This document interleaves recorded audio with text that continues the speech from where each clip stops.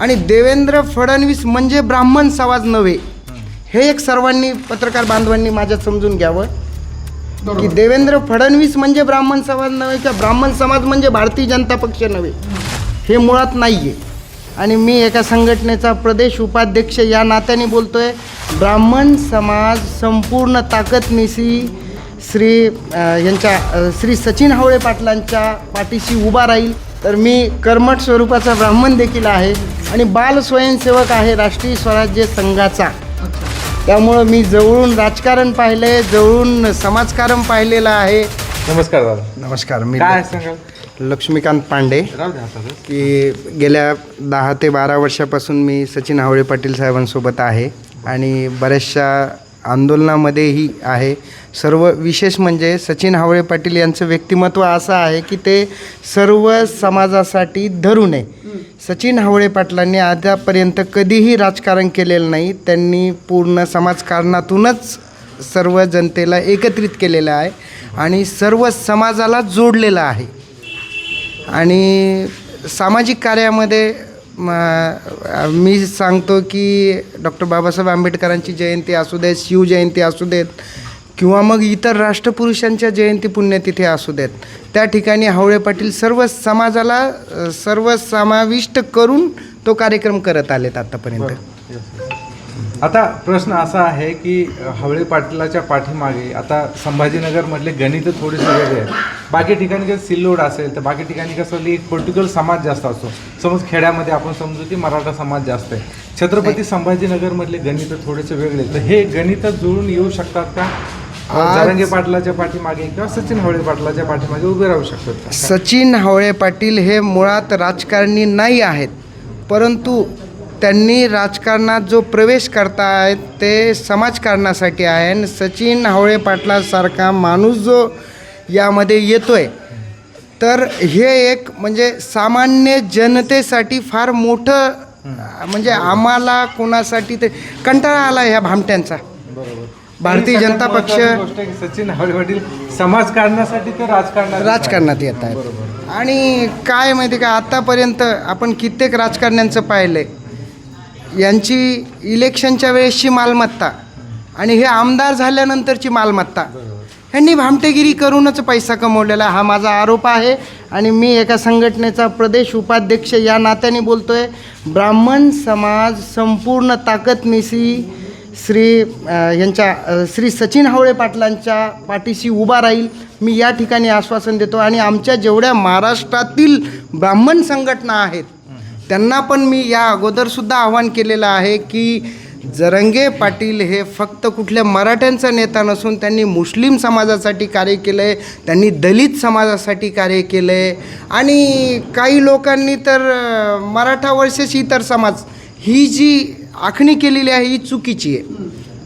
Jarange Patil maximum तुम्ही पाहिलं असेल की जरांगे पाटील असतील किंवा फडणवीस असतील यांच्यामध्ये थोडेसे वाद आपल्याला बघायला भेटतात आपल्याला. आणि त्याच पद्धतीने समाजामध्ये सुद्धा विभागणी झालेली आहे का?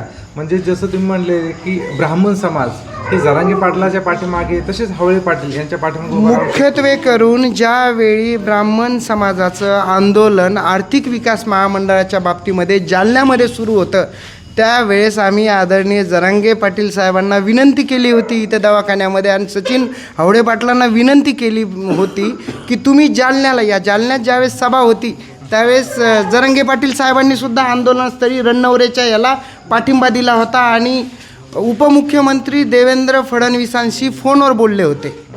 आणि देवेंद्र फडणवीस म्हणजे ब्राह्मण समाज नव्हे, हे एक सर्वांनी पत्रकार बांधवांनी माझ्यात समजून घ्यावं की देवेंद्र फडणवीस म्हणजे ब्राह्मण समाज नव्हे किंवा ब्राह्मण समाज म्हणजे भारतीय जनता पक्ष नव्हे, हे मुळात नाही आहे. असे समीकरण हे फार आधीपासून जोडले जात आहेत किंवा गृहीत धरलं जातं. तर या सगळ्या गोष्टींना तुम्ही या ठिकाणी आता तसा विचार केला तर मी कर्मठ स्वरूपाचा ब्राह्मण देखील आहे आणि बाल स्वयंसेवक आहे राष्ट्रीय स्वराज्य संघाचा. त्यामुळं मी जवळून राजकारण पाहिलं आहे, जवळून समाजकारण पाहिलेलं आहे. आणि सचिन हावळे पाटील हे गेल्या 12 ते 13 वर्षापासून आम्ही सोबत आहोत.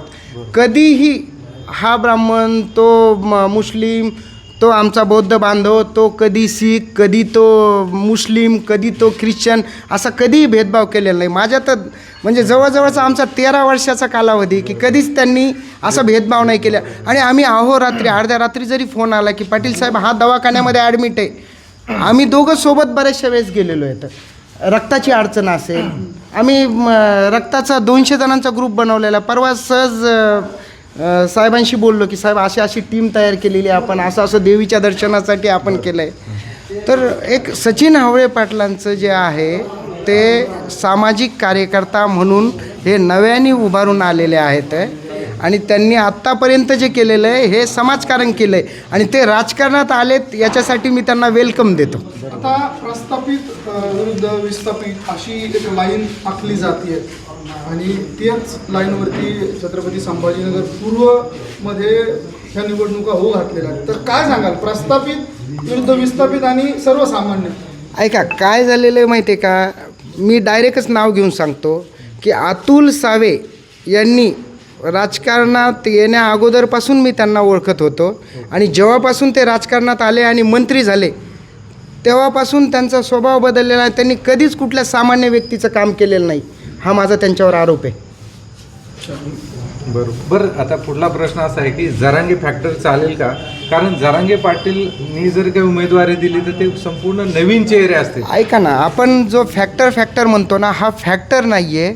मराठा समाजाचा जो आक्रोश आहे, हा इलेक्शनमध्ये जो उद्रेक आहे, कुठल्याही राजकारण्यांनी खंबीरपणे म्हटलेलं नाही की हो आम्ही जरांगे पाटील साहेबांशी आहोत. फक्त आमचे मराठा बांधव, ब्राह्मण बांधव आणि इतर सर्व समाज बांधव हे जरांगे पाटील ज्यांना उमेदवारी देतील त्यांच्यासोबत आहेत. आता जसं समीकरण किंवा जशी सिच्युएशन आपण लोकसभा निवडणुकांमध्ये पाहिली, काही दारांचं म्हणणं इकडे असं आलं की विधानसभेला देखील तेच समीकरण झालं किंवा तशाच पद्धतीची शक्यता वर्तवली जाते. तुम्हाला काय वाटतं वैयक्तिक? आता कसं आहे, समीकरण वगैरे याबद्दल तर मी नाही अभ्यास केलेला, परंतु मराठा समाजाने असे उमेदवार दिलेले आहेत की ते सर्वांना सोबत घेऊन चालतील, सर्वांना सोबत घेऊन चालतील, सर्वांचा विकास होईल. आता याच परिसरात जर विचार केला आपण तर अतुल सावेंनी कधीही चक्कर केलेली नाही आहे, कधी अतुल सावे या ठिकाणी आलेले नाही आहेत. मग त्यामुळे अतुल सावे हे फक्त इलेक्शन आलं की इलेक्शनच्या तोंडावरच जनतेमध्ये येतात, हाही अतुल सावेवर माझा आरोप आहे. आता आपण जर पाहिलं तर सचिन हावळे हे सर्वसामान्य आहेत, इकडे काही दाम वगैरे नाही चालणार. तर त्याबद्दल काय सांगा, ऐका ना, कशा पद्धतीचे आव्हानं असू शकतात समोर? जरांगे हे आपलं सचिन हावळे पाटलांसोबत मी खंबीरपणे आहे, खंबीरपणे आमच्या ब्राह्मण बांधवांशी आत्ताही काही बैठका झाल्या आमच्या, त्या ठिकाणी भेटून आलो की पूर्वमधून आपण एक उमेदवार देतोय ज्यांचं नाव सचिन हावळे पाटील आहे, आपल्याला त्यांच्यासोबत उभं राहायचं आहे आणि आपण त्यांना आलं तुमच्या सगळ्या बांधवांचं किंवा तुमच्या सहकाऱ्यांचं? की सचिन हावळे पाटील एक असं नेतृत्व आहे की ते सर्वांना सोबत घेऊन आलेले. या अगोदरही आपण माझी मुलाखत घेतलेली, त्यावेळेस सर्वांना मी खंबीरपणे सडेतोडपणे उत्तर दिलेलं आहे. याचा प्रश्न असाही होता, मोठे उच्च म्हणजे जे काम आपण अतुल सावे असतील किंवा अजून कोणी असतील तर पैशाची पावर येऊ शकते. म्हणजे काय असेल, काही मतदान विकत सुद्धा घेतलं जातं, पैसे वाटले जातात आणि जनसामान्य कार्यकर्ता सचिन भाऊ म्हणजे आता सामान्य आहेत, त्यामुळे याचा इम्पॅक्ट याचा काही इम्पॅक्ट होऊ शकतो. ऐका ना, मी तरी सचिन हावळे पाटलांसोबत ज्या दिवशी त्यांची उमेदवारी जाहीर होईल त्या दिवसापासून मी त्यांच्यासोबत राहणार आहे आणि एक आमच्या ब्राह्मण समाजाचं एक प्रतिनिधी म्हणून मी त्यांच्यासोबत आहे आणि ब्राह्मण समाजातल्या ज्या विविध संघटना आहेत त्यांना देखील मी आवाहन करतो की श्री सचिन हावळे पाटील यांच्यासोबत आपण राहावं. एक निष्ठ अगदी आहेत ते.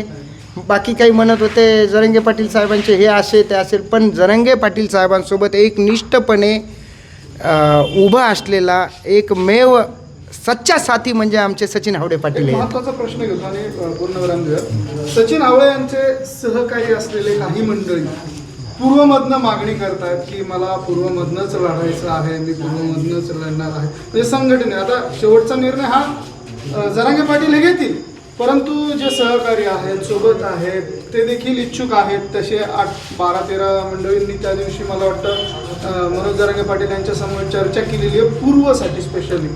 तर काय वाटतं तुम्हाला, जे सहकारी आहेत त्यांनी हावळे पाटील यांचं जर नाव पुढे येत असेल, त्यांना जर उमेदवारी देण्यात येत असेल, तर हे बाकीचे सहकारी मंडळी काम करतील तसं? काय आहे, बाकीच्या सहकारी मंडळीवर माझा विश्वास नाही आहे. काही सहकारी मंडळी असतील, आलेत गेलेत, पण सचिन हावळे पाटील एकमेव असे आहेत की ते सर्व समाजाला सोबत घेऊन आपलं कार्य करतात. आणि माझ्यासारख्या असंख्य तरुणांना त्यांनी मदत केलेली आहे, त्यांच्या व्यवसायासाठी कॉन्फिडन्स दिलेला आहे. आमचे इथले भाजीवाले मंडळी आहेत, यांना कित्येकदा काही लोकांनी तर राजकीय लोकांनी हप्ते वसुली केली होती. इथे काही लोकांकडून हप्ते वसुली करतात हे राजकीय नेते. मग आता ह्यांना इलेक्शनमध्ये ताकद दाखवून देऊ आपली सचिन हावळे पाटलांची काय ती.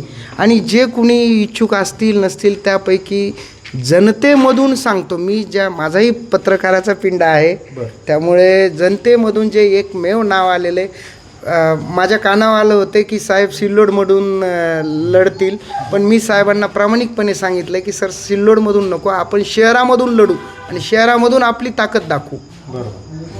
ही माझी वैयक्तिक इच्छा. आता बाकीचं जे आदेश मनोजदादा जरंगे पाटील जो आदेश देतील तो आम्हाला सर्वांना मान्य आहे. आणि सचिन हावळे पाटलांच्या सोबत मी ज्या दिवशी उमेदवारीचा अर्ज दाखल करतील त्या दिवसापासून मी त्यांच्या सोबत आहे आणि इतरही माझ्या सहकाऱ्यांना सोबत घेईल. धन्यवाद. धन्यवाद.